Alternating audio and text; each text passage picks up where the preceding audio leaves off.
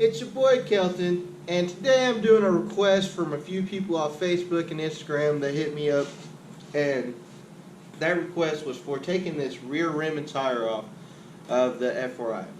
Now, this is going to help you with a multitude of things, including changing your rotor on the rear brake. If you're putting a handbrake bracket on there, you're going to have to take that bracket off, put a new one on there, so it's going to help with that. If you need to change your sprocket out, we can do that with this tire off. And the biggest thing of all, changing this tire. This is the most natural thing we're going to do consistently while having a bike. So that's one of them. There's also another thing that we could change on here, which would be our bearings, and there's bushings that go to the sprocket. There's little bushings that are inside of that. Sometimes those need to be replaced. So naturally, let's go ahead and get into this. And firstly, I'm going to go ahead and get my exhaust off right here, get it out the way. But you don't necessarily have to, but I'm going to get to this brake caliper. But first, I'm going to go ahead and get this nut off of the axle right here. It's going to be a 27 millimeter. I'm going to go ahead and get that off. As soon as I get this off, we'll get into the next step.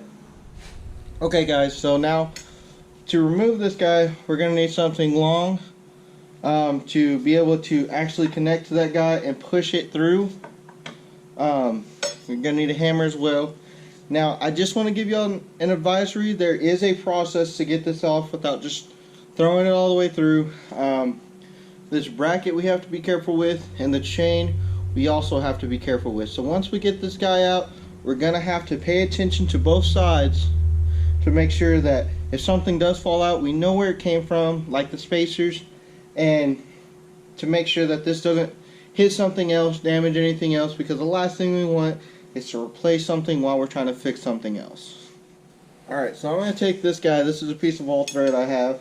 I'm going to tap it through. Now you see it fell, so what you want to do is, I like to put my foot underneath it and just tap through all the way as far as we can. Alright, now on this side I'm able to grab the axle itself, so let's take this out. And what I'm going to do is I'm going to come right here, I'm going to support this tire with my feet while pulling out our axle. See, now we have it out. I'm going to put that somewhere where it's not going to get super dirty. I'm going to clean it up either way, but that'll solve a lot of problems later on. Now, the next step to do is going to be pull this wheel, let this wheel fall to the ground, and kind of push it forward a little bit. And in doing so, we can take our chain off. Now that we got the chain laid out the way, we've made sure everything's clear. The wheel is on the ground but still in the area. The first thing we're going to have to do is make sure that these spacers are still there. If they're not, make sure you pay attention to which side they stayed on. The next step is to pull this caliper out while moving the wheel backwards. It slides only one way. It'll slide kind of down in the same direction as the swing arm is pointing. So we'll pull that out. Didn't take very much. Now it's out the way.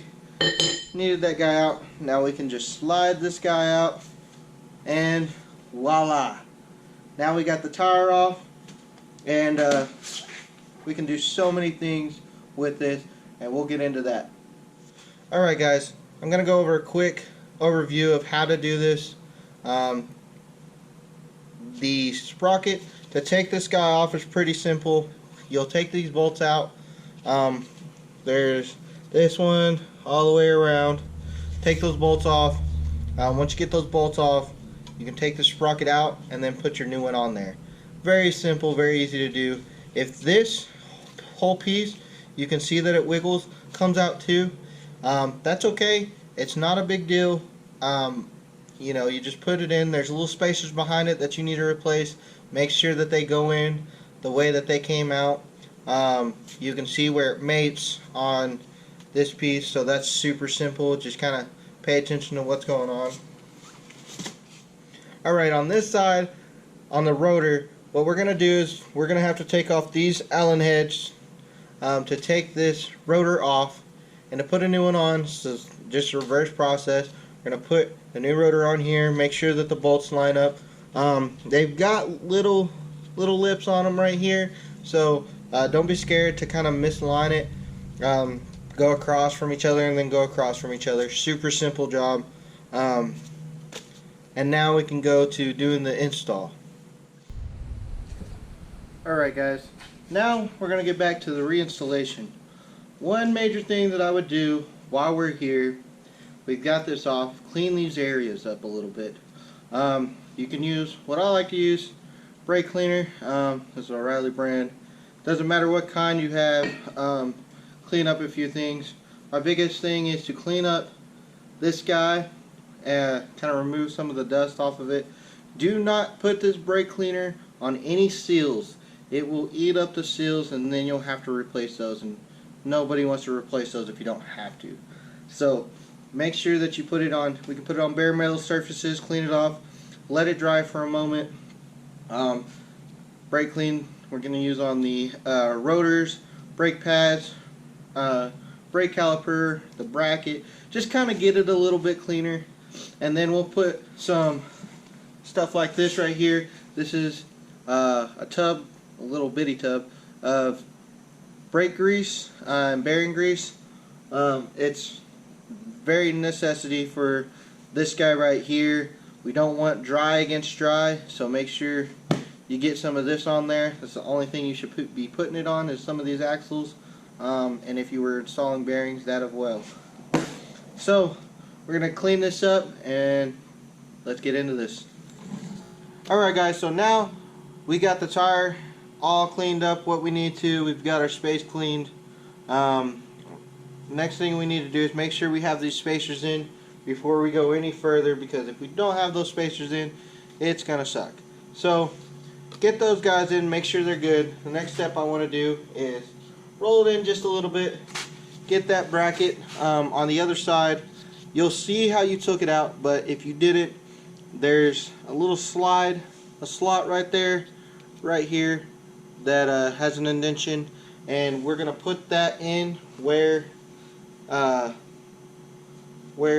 there's a lip right here that it slides perfectly into. And let's get that going. There's only one way to do this. Rotor will go on right behind it. So now that we got that going, our step from there is let's get this chain on, get it back on. It should be going on pretty easily, considering how much we did right here. So let's get this guy on there. We got that side looking good. Alright guys, now that we got the chain on, we've got our bracket on over here, our tire and rim is kind of barely in there. As you can see, we don't have our axle in. I want to make sure, and I cannot stress this enough, that we clean up that axle while we have it out and re-grease it. Make sure that you get plenty of grease over it. Don't be super aggressive. You don't need a crap ton, just enough to get a good coating, because there's already grease in here, but we want to make sure that there's new grease, and we want to make sure that it's cleaner going back in. So let's go ahead and get this axle installed. So now, to get this guy up, if you're doing this by yourself, this is kind of a pain. What you want to do is pull this guy up and make sure that we're still in mark with our spacers. Get those guys up where we need them. See, go up. There we go. Perfect. Now, okay. Now, to get this started, we're going to go ahead and try to get this side in. Now that we got it partially in, I'm holding it by my foot on the underneath of it. And now we've got to drive it all the way through. But to do that, we need to make sure that our spacers and everything are lined up just the way we need it. And in doing so, I'm going to have to line up this side with that side. Once I get it straight enough, then I can tap this guy through and we can continue from there. Alright, now that we got this lined up the best we can, we've got it started over here. You can just get a hammer, softly tap. Make sure you're paying attention to what's around, and especially on this other side where it's about to touch.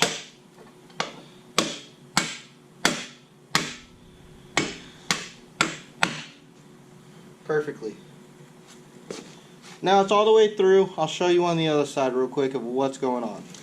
Alright guys, so now you can see I got it all the way through. Within doing that by myself, it's a little tricky. If you have a friend, have your buddy hold it up and kind of wiggle it in place.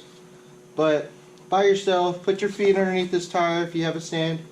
Makes it so much easier. Then make sure once you get the other side in, you can tap it through. Make sure the spacer doesn't fall out. Make sure it goes through the spacer, through the bracket, and right here. Our next step from there is washer and bolt. Gonna slap that washer in there, and make sure you're going the right direction with the bolt. Snap that guy in there. Now, you need to tighten this guy down to spec. Unlike me, I'm just going to ugga-dugga. That's all I'm gonna do. But make sure it's smoothly spinning. It's not create no problems. Make sure we're even on our chain going up to the sprocket. Looks like we are. Alright guys, so now I've got to put my brake caliper on. If you don't know how to do that, you can check out my video about how to install brake pads. That way I don't make this video too long. If you like this video, please leave a like down below. If you've got a comment or any questions, you can leave a comment down below, or you can hit me up at my Instagram. I'll leave that down here as well.